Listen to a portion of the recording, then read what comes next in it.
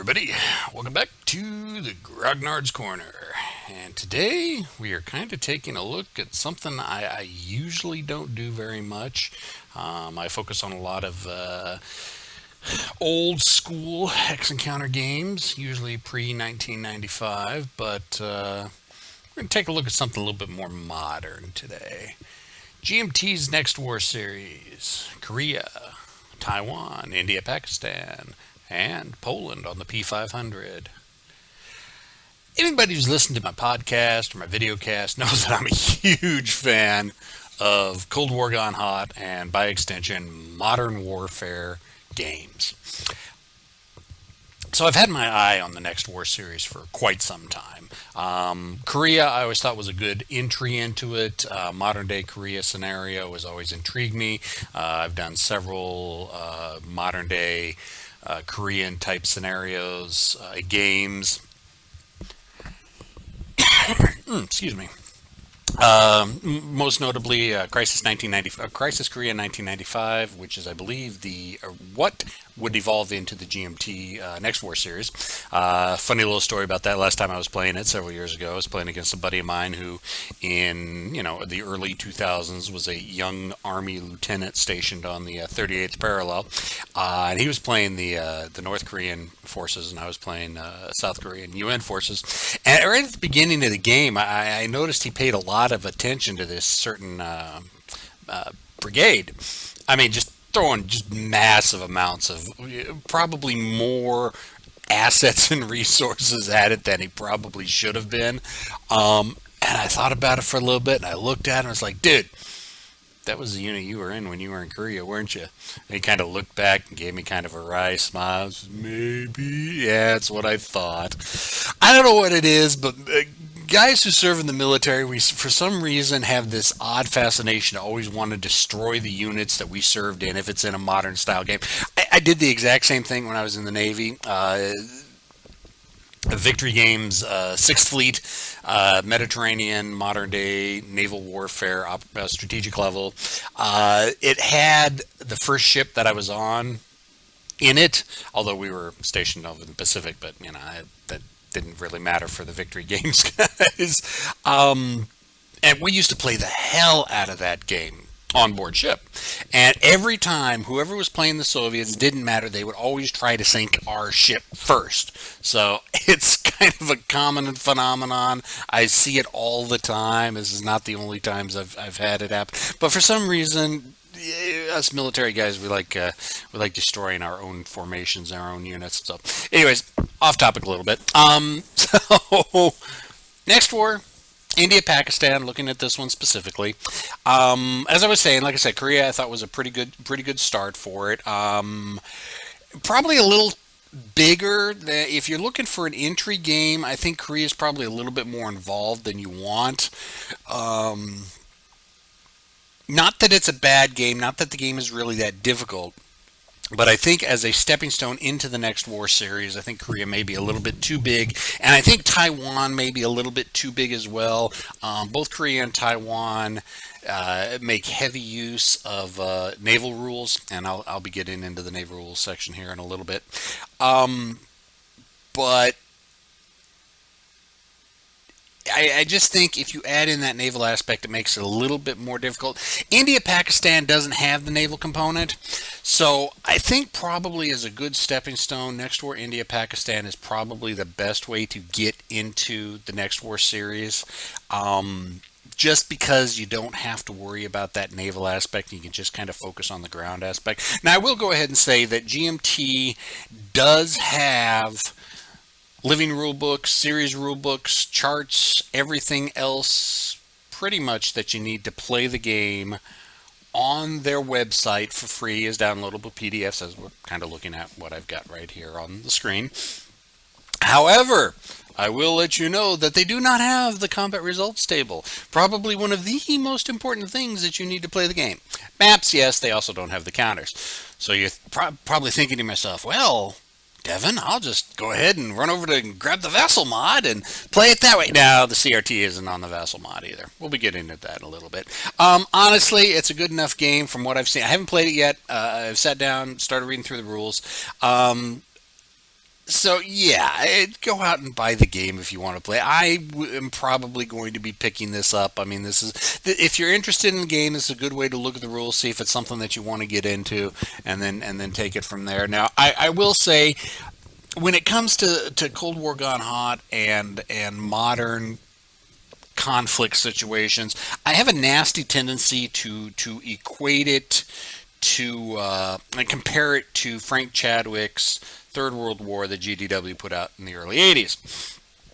To me, it's probably the best Cold War gone hot Third World War in Germany moderns game that I've come across. I've played a lot of them, and so that's saying a lot. So I have a nasty tendency to fall back and compare it to any moderns game I play to Chadwick's rule set.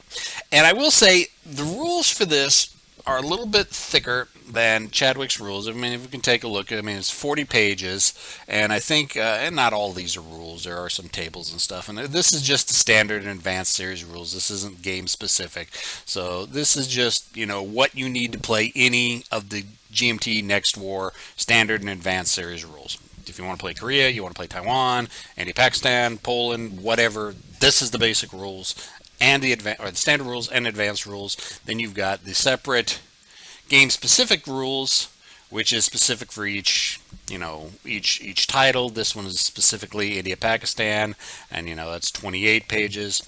So I think Chadwick's rule set would probably weigh in about the same amount. I think it was like 24 pages with a whole bunch of charts, but anyways, standard rules. I mean, it's your standard GMT rule set.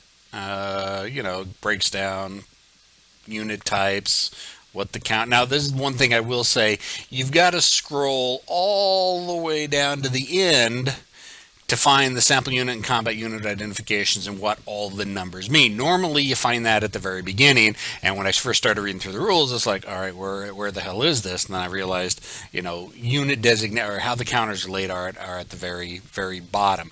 And, unit identification chart, it's got what everything is, mobility classes for lay. I like how they identify the colors. Black, white, or yellow movement allowances is leg, orange is motorized, red mechanized, yellow is mobile, air mobile. Real simple, real easy. You get those four down, it's like, all right, leg, motorized, mechanized, air mobile. So you know what type it is. You don't have to look at actually try to figure out, well, is motorized infantry actually leg infantry or motorized? There is some confusion to that sometimes, especially people not familiar with moderns. And then you get your standard sequence play. I do want to point out one thing that I think is absolutely phenomenal. Weather, right here.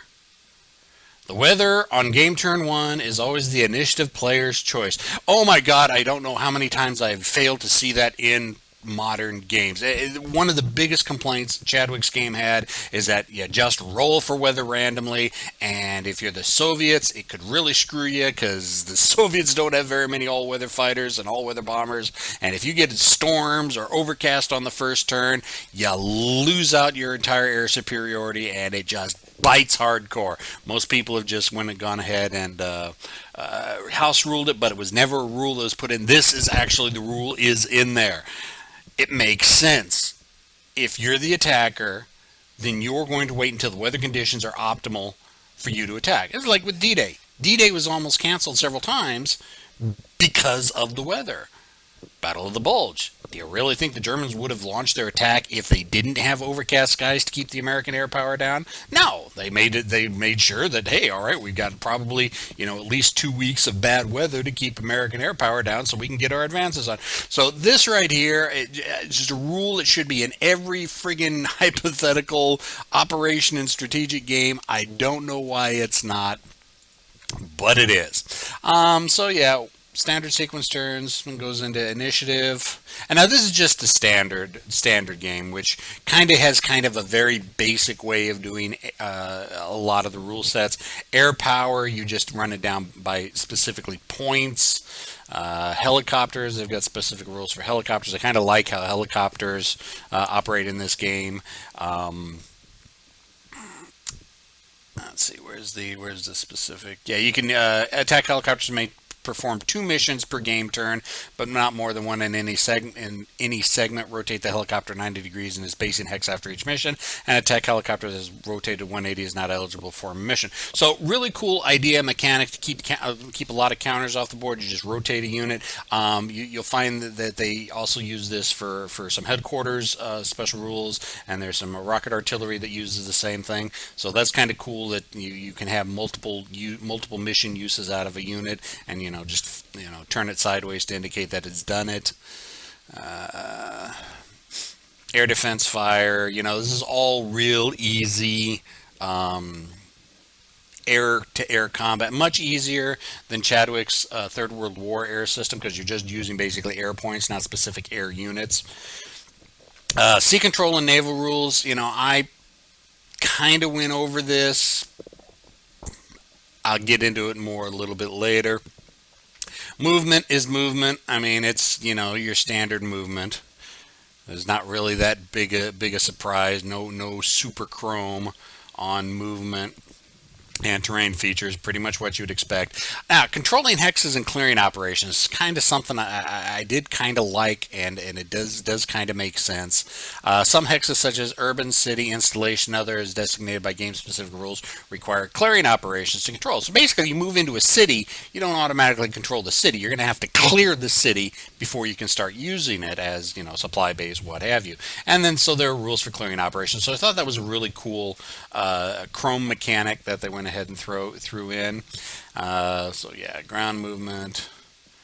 And there is one thing that I did want to point out. Let's see if I can find it again. It might be under combat. Pretty much agree with most of their designer notes that they put in. Let's see if I can find it. But there is one thing that I did kind of disagree with. Not bad. Okay, yeah, right. Design note. In contrast to what we witnessed during the war in Iraq, it is our belief that combat in modern warfare, especially in rugged and built-up parts of the world, will inflict heavy casualties on both sides. Terrain and mass firepower are the primary factors. Line of sight will tend to be limited due to intervening terrain. Thus, even standoff fights, tank engagements, ATs, will generally be fought at relatively short distance. Engagements will be short and bloody affairs. Artillery firepower will be telling, as both sides deploy large numbers of guns with pre-plotted fire, concentrated on likely routes of advancement and reinforcement. Unit cohesion will play a telling role in huge. Basically, I kind of disagree with that. I still think even in modern day built-up areas, it's going to be the unit with the better equipment, the better training, that's just going to butcher and slaughter the other side.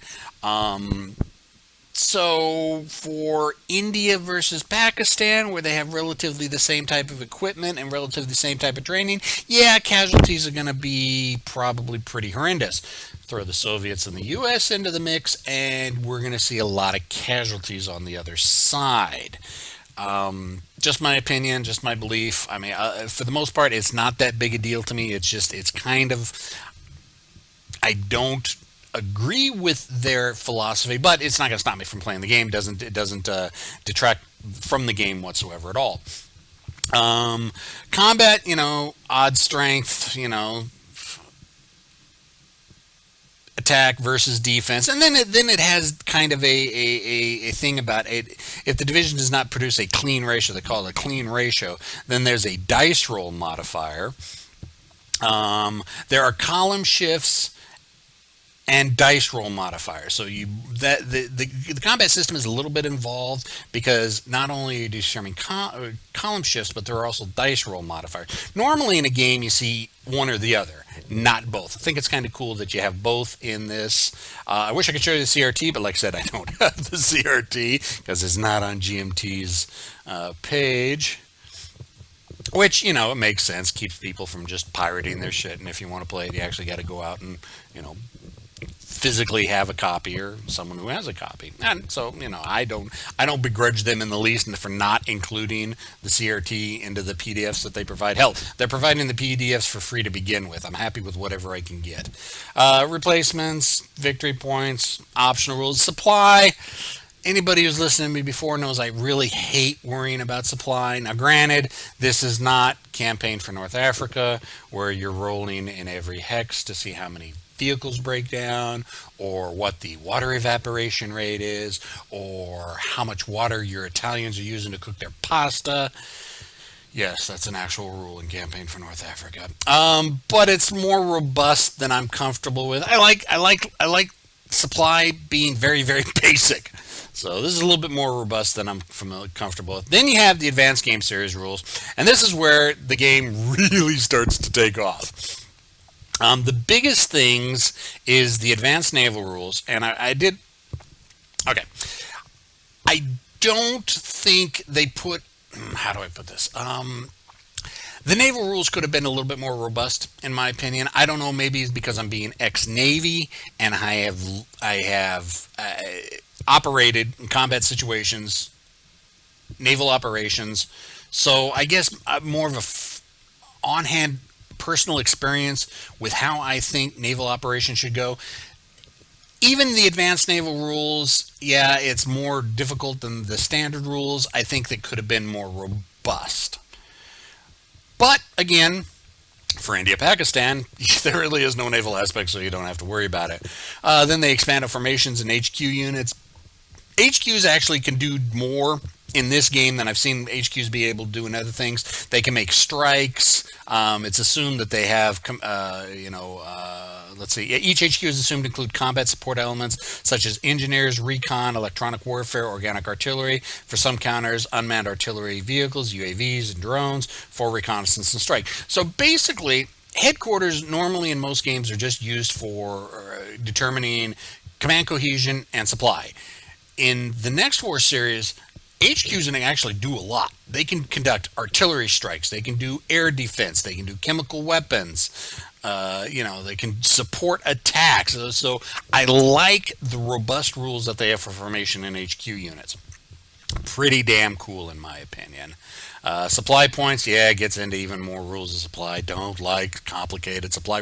And honestly, it's really not that complicated. I mean, if you look up earlier, I think it's like one column of supply rules in the standard rules, and then, maybe 2 pages of supply rules in the advanced rules.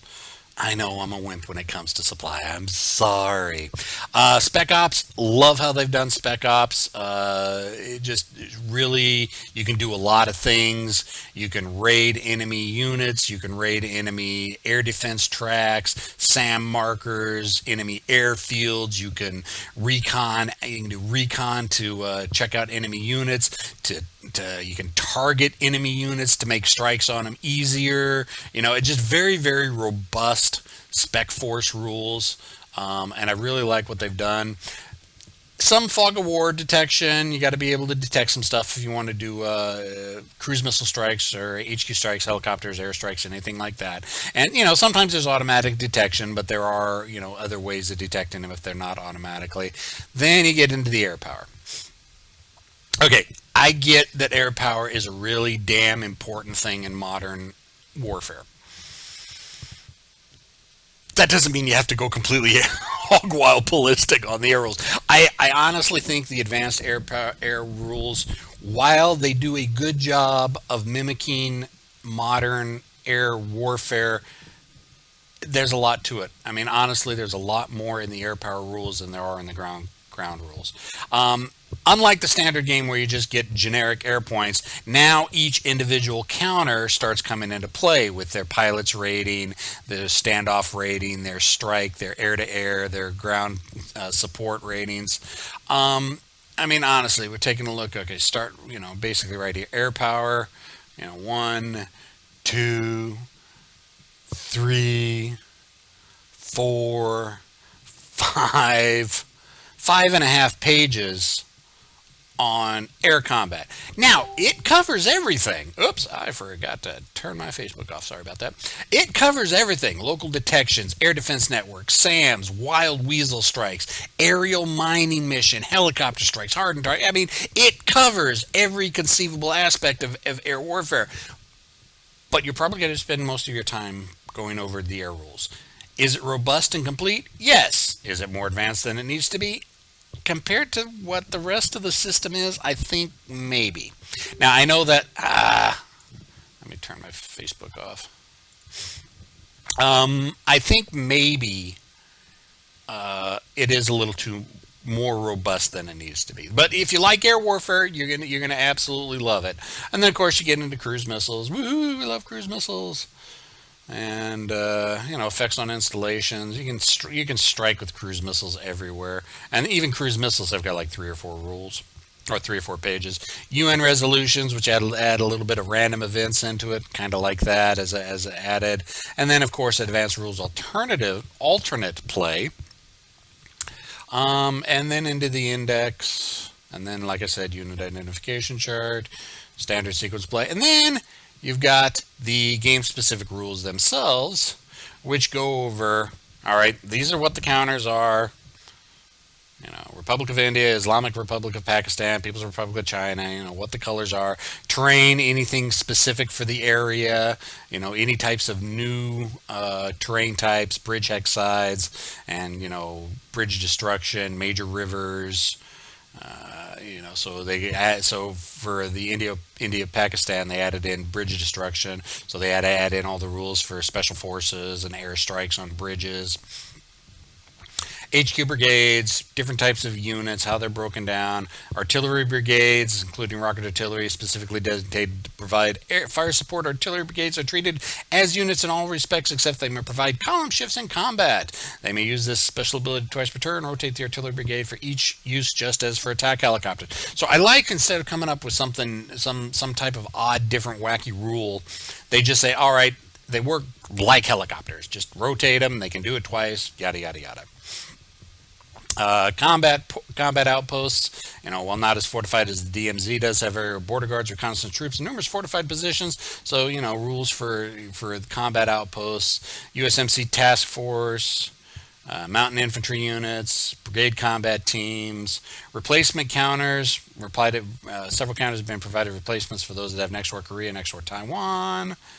And expansion counters, a little bit more with weather, movement and stacking.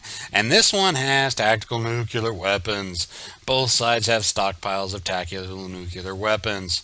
And there's a lot of counters in the game for the nukes. So I have a feeling you're going to see a lot more nukes flying in this one than, Korea or Taiwan. And then goes over, specific reinforcements for the game. Subordination, supply and isolation, just specifically for the India-Pakistan theater, ballistic missiles, Scuds, and stuff like that, UN resolutions, and then optional rules. You got, you can instead of taking F-18 Hornets, you can take the F-35s instead, but it's anywhere from 5 to 15 victory points, if you take that, or if you want to take some Raptors. And it's just a whole bunch of different options that, all right, you want to take these, but it's going to cost you victory points. People's Republic of China can take the J-20 and J-31 stealth fighters, and then a little bit more, just a whole wealth of optional variants that if you want to use this, you can use this, it'll give you an advantage, but is going to cost you some victory points. So pretty cool. Then gets into the scenarios. I think there's 8 standard scenarios. And the first one really isn't that big. I mean, you're talking less than 20 counters per side. So, and each of them going over different, and then they start to get bigger and bigger. And then you've got the advanced scenarios, which are supposed to be used with the full advanced rules, and each one of those 3 or 4 pages to go over the scenario. But, they give some pretty good, quote-unquote historical background information, and then the order of battle charts and any special rules associated with it.